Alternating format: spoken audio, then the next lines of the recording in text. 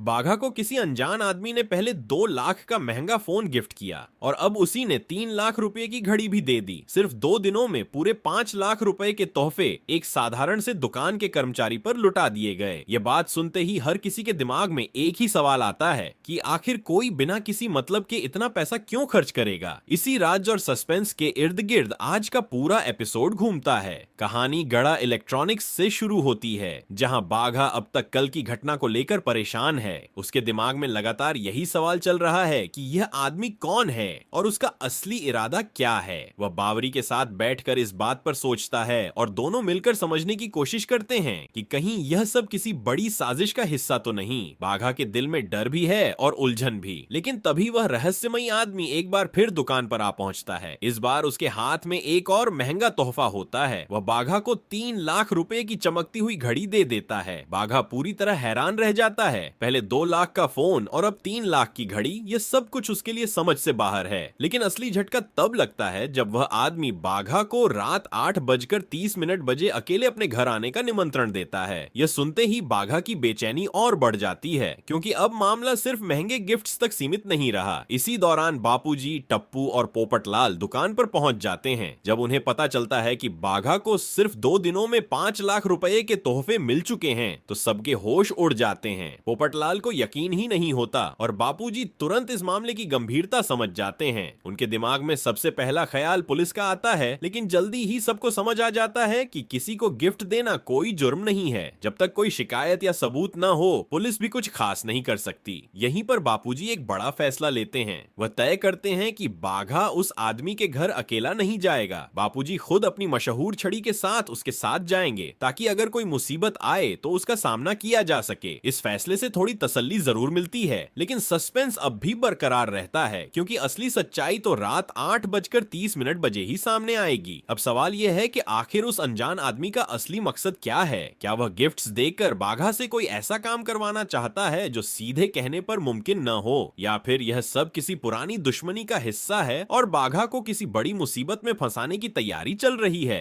फिलहाल राज पर पर्दा है और हर किसी को इंतजार है उस पल का, जब इस अनजान शख्स की सच्चाई दुनिया के सामने आएगी।